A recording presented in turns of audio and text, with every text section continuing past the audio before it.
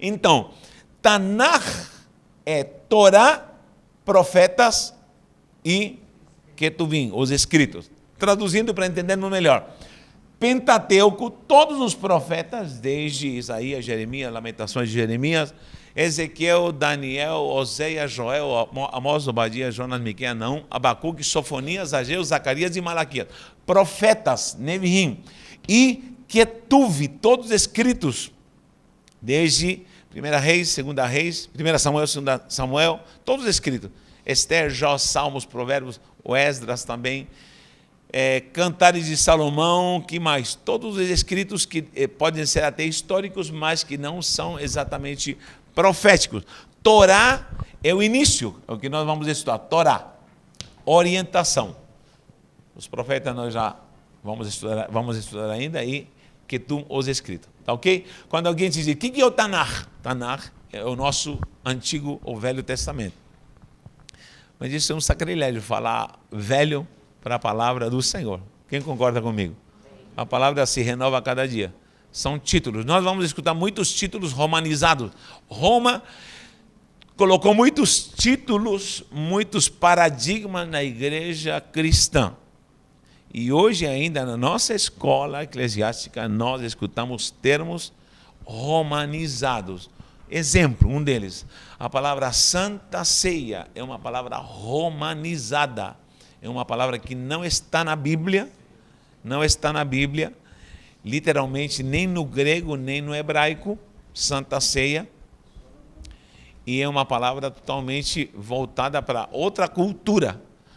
O que Jesus fez foi uma ceia de Páscoa, que é o Pessach, que é uma ceia de Páscoa, mas o que Jesus fez foi com seus discípulos foi comer pão e vinho, que é totalmente fora da ceia. Diz, depois de haver ceiado,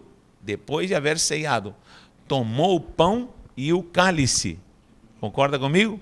Então a ceia da Páscoa é cordeiro, pães asmos, ervas amargas, vinho, é uma ceia. Agora, depois de haver ceiado, tomou o pão e o cálice. Isso é um kiddush.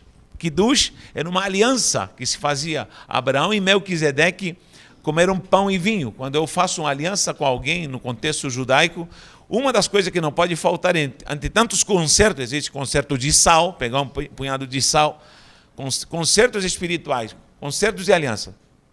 Um deles era beber. Se o doutor Maurício queria fazer uma aliança comigo, e eu com ele, nós dividíamos um pão, eu dava na boca dele, ele comia esse pão, e esse pão também eu participava. A minha essência entrava nele e a essência dele em mim. E do mesmo cálice se dizia, minha essência, meu sangue está entrando em você, e você está me dando do seu sangue, somos irmãos em aliança. Pronto, esse é um kiddush, que a palavra original, kiddush, significa consagração. Deriva da palavra kadosh, kadesh, e kiddush, são 3 palavras. O kiddush é isso. Jesus fez uma aliança com ele. Por isso ele diz, esse é o sangue do novo pacto. A Brit Hadashah, é a nova aliança. Então nós chamamos de ceia, ou Santa Ceia. Por quê? Porque o Papa Gregório ele trouxe o título Santa Ceia. E originalmente, quando você vê Paulo falando em Coríntios 11 sobre esse kiddush, no grego original, a palavra kiddush foi traduzida para eucaristém, que é conhecida como a Eucaristia, que na verdade essa Eucaristia católica não tem nada a ver com o kiddush judaico. É uma invenção. Então, gente, nós temos que tomar muito cuidado e voltar um pouco às raízes, voltar ao escrito original, voltar ao que de fato foi escrito pelos profetas e por esses homens que receberam revelação. Eu sei que é bem complicado isso aqui, já várias pessoas refutaram, falei, sinto muito, eu tenho que passar isso aqui porque é original, tá bom? Entre tantas coisas que nós falamos e não tem base bíblica, isso aqui é original, é original. Eu sempre pergunto a quem que sabe, fique quieto. Como que chama aquele negócio que sai depois da chuva e do sol, quando... Todo mundo fala arco-íris. Quando você fala íris, você está invocando um demônio. Esse nome é original. Íris é um demônio, é uma potestade maligna. É a mesma Maria, porque no pedestal de íris colocaram a Maria como substituição. Está lá escrito em Gênesis, quando Noé saiu da arca: esse é meu arco. Se o arco é de Deus, por que você está entregando ele para Íris? Coitada da Íris. Íris é um demônio, é uma potestade. Então o arco de quem é? Minha filha, desde criança, quando veio o arco, dizia: olha, pai, o arco de Deus. Arco-íris é paganismo greco-romano. E está dentro da igreja. Tem tanto louvor com arco-íris que dá até arrepio. E aí eles ficam muito felizes. Tanakh, isso aí é o Antigo Testamento. Então, nós vamos a Torá. A Torá. Pode falar, queridão. O senhor falou do Kiddush, Kadosh, e falou uma outra palavra. Kadesh. Kadesh, Kiddush, Kadosh, santo.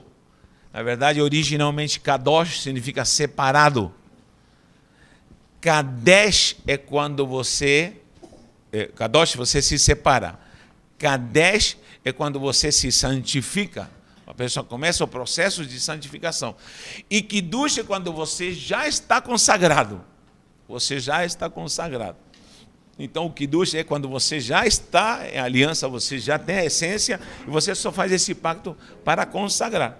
Tá bom? Olha só. No que é a Torá. Quando eu falei, quando aparece a palavra lei, mandamento, se refere especificamente à Torá. Sempre Jesus falou assim: não está escrito na vossa lei e nos profetas. Concorda comigo? Ele separou? Na lei e nos profetas. Então ele está falando, não está escrito na Torá e Nevi'im, nos profetas. Não está nos escritos, quando ele diz aí, não está em Ketuvim. Ou seja, são escritos. Escritos.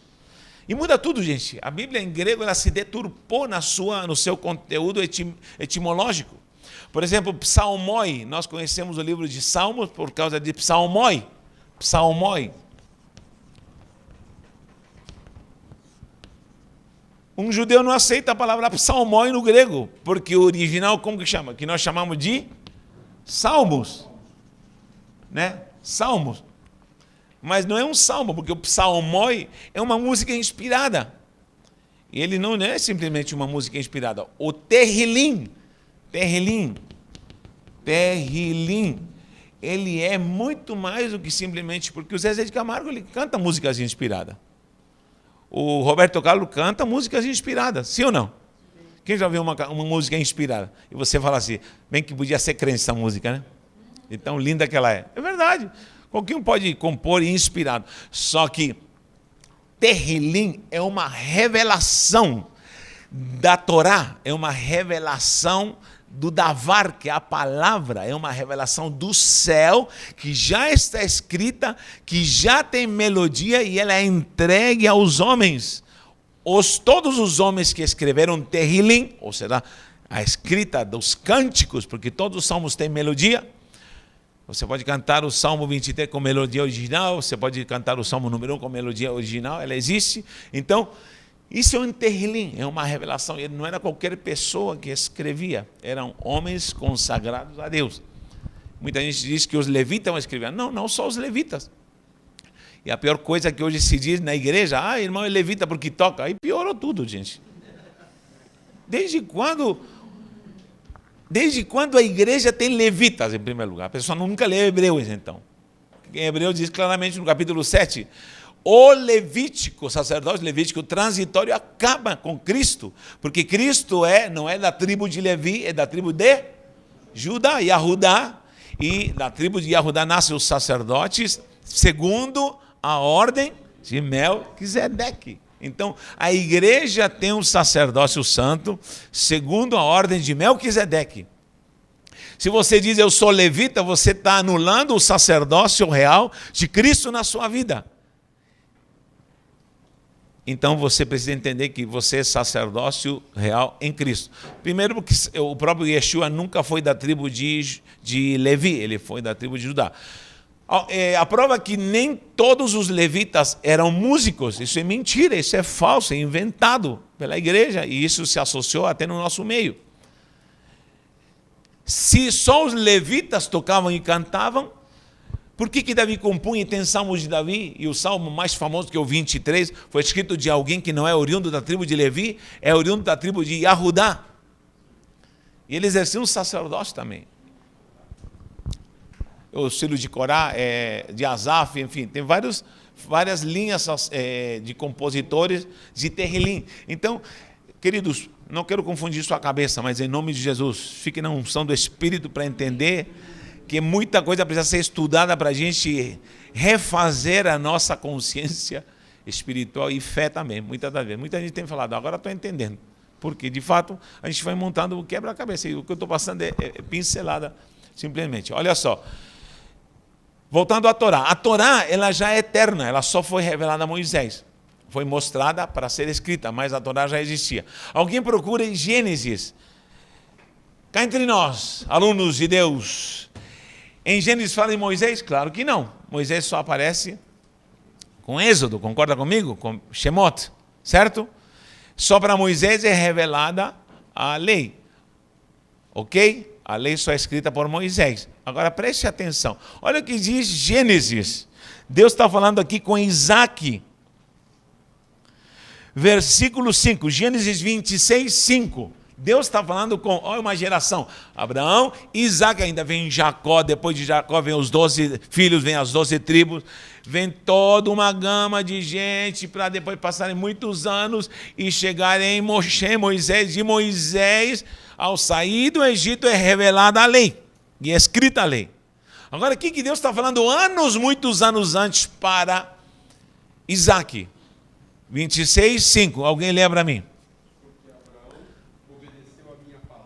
Porque Abraão obedeceu minha palavra. Guardou meus mandamentos.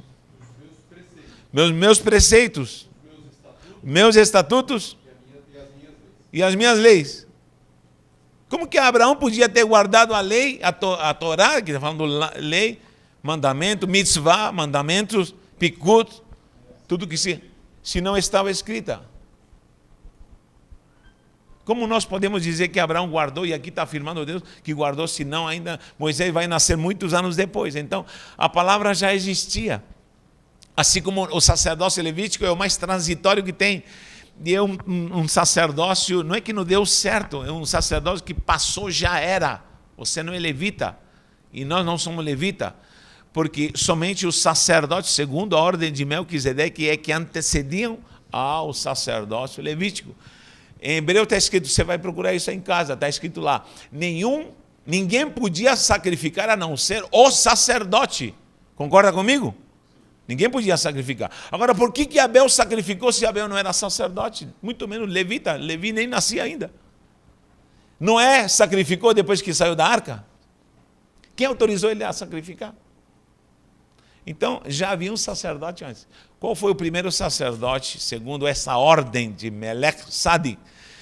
Foi o homem no Éden. O primeiro sacerdote administrador foi o homem no Éden, antes de pecar. Quando ele peca, ele entende que ele perdeu a maior virtude, que era um sacerdócio santo. Era coroado, diz que de glória ao coroaste, coroa da criação. Adão tinha, o homem na verdade, tinha uma coroa de realeza espiritual e ele governava com autoridade. Quando ele peca, ele é destituído desse sacerdócio, só que na genética, quem se levanta é Abel para sacrificar, para consertar. Por isso que o diabo usa a Caim para matar a Abel. Porque Abel é o primeiro, depois da queda, que se interessa em sacrificar e se reconectar novamente com o Criador. E o diabo fica bravo e pega o irmão e mata o irmão. Aí depois vem Enos, que continuou, 7, depois de 7, aí vem Enos, toda a descendência vem buscando ao Senhor. E Enos, o qual começou a buscar ao Senhor. Aí vem uma descendência até Noé, são 8 homens até Noé. Inclusive, você pode procurar essa genealogia em Gênesis, que diz assim, os nomes mais esquisitos você vai encontrar nessa genealogia, que muita gente se arrepia quando Deus diz, fala Senhor, e Deus fala nas gerações, e começa, 7 gerou a Enos, Enos gerou a Malalel, Malalel gerou a Sarapatel, Sarapatel gerou não sei mais o que. É tanto nome esquisito que vocês, misericórdia. Aí vai chegando em Noé, o 8º. Até Noé, Deus mata todo mundo, só fica Noé. 8 é aliança. Todos esses nomes têm uma tradução. Todos esses nomes têm uma tradução, e juntando as traduções dos nomes, se junta mais um quebra-cabeça. Se junta mais um quebra-cabeça de uma frase revelando a Jesus Cristo na tradução de cada nome. Gente, é fantástico, isso aqui é maravilhoso. A Torá, ela vai nos mostrar coisas assim espantosas, fora guimatricamente o segredo que ela tem na sua etimologia espiritual, números relevantes e revelantes também, porque revelam muito, e a gente precisa sair um pouco desse costume do que é o Pentateuco, analisar esses 5 livros que às vezes o significado das suas palavras não diz muita coisa, tá bom? Então a lei era eterna, sempre será eterna, a palavra passa, sabe por quê? Porque ela é Jesus. A própria palavra ela é Jesus, a Torá é Jesus, a profecia é Jesus, o Davar é Jesus, tá bom? A autoria desse livro, ou dessa revelação que é a Torá, nós temos Moisés, o autor da Torá. Há muitas refutações, como falei, mas nós temos uma prova legal em João 5,46. Anota aí, João 5,46. O que Jesus fala sobre a Torá? Ele diz: Moisés escreveu ao meu respeito. A Torá, na Torá vemos as primeiras revelações do próprio Jesus. Do próprio Jesus. Logo no início, quando começa, a primeira frase já aparece um sinal de que Jesus está presente. Na semente da mulher que pisará a cabeça da serpente, também temos já um prelúdio aí de que virá uma semente santa, e é uma profecia que Hamashiach, ou Yeshua, ele vai nascer e ele vai trazer libertação e derrotar o diabo. Então, a autoria diz... A autoria desse compêndio literário é defendida por vários séculos como sendo do grande líder Moisés. Não é difícil de encontrar oposição à tese da autoria mosaica. Primeira tese, porque alguém refuta que não foi Moisés que escreveu a Torá. Primeira, a mais simples. Qual é? A mais simples. Se você tem o Pentateuco, a Torá, Bereshit, Shemot, Vaikra, Bamidivá, Devarim, e o último seria Deuteronômio, ele fecha Deuteronômio relatando a morte de um homem, dele mesmo, e diz que Deus enterrou a Moisés. Como que Moisés podia escrever e descrever o seu próprio enterro? Quem entendeu? Em Deuteronômio aparece o enterro de Moisés. Vem lá no final, alguém acha para mim bem no finzinho da Torá e diz que Deus o enterrou.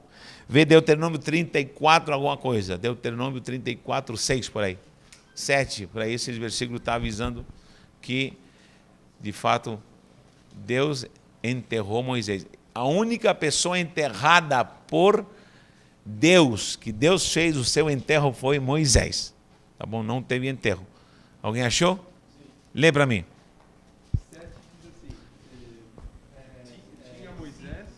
Isso que eu estava procurando era no 5, lê o 5 então. Assim morreu ali Moisés. Ali morreu Moisés e? Servo do Senhor. Servo do na Senhor. terra de Moabe. Isso, na terra de Moab. Segundo a palavra do Senhor. Certo. Este o sepultou. Esse é Deus, tá? Sim. O sepultou no vale. Deus o sepultou num vale. Qual é o mistério dessa sepultação?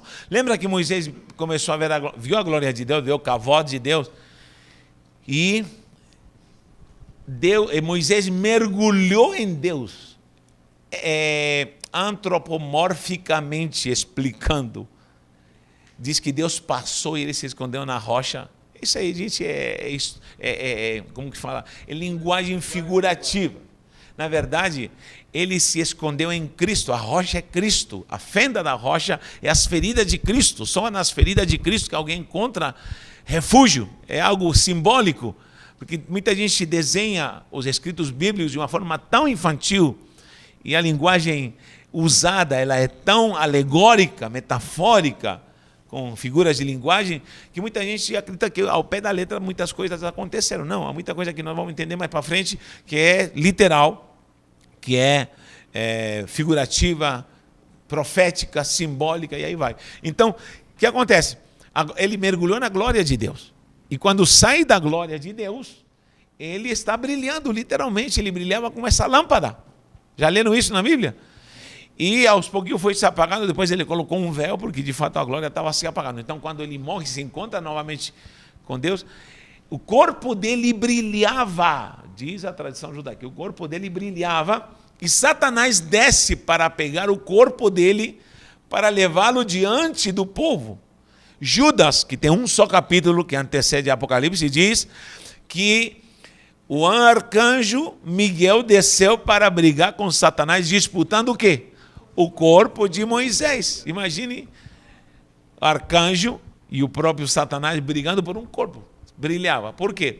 Porque Satanás queria usá-lo talvez para a idolatria. Teoria. Ou tese. Mas Deus o toma, Miguel o arrebata e Deus o toma e o enterra. E vai enterrando literalmente o corpo de Moisés, que ainda brilhava. Então, até hoje diz ainda o comentário ali do escritor dessa última parte. Agora me explique, se Moisés é o autor até Gênesis, até Deuteronômio, que é a Torá, como ele pode estar relatando detalhes do seu próprio enterro se ele já estava morto?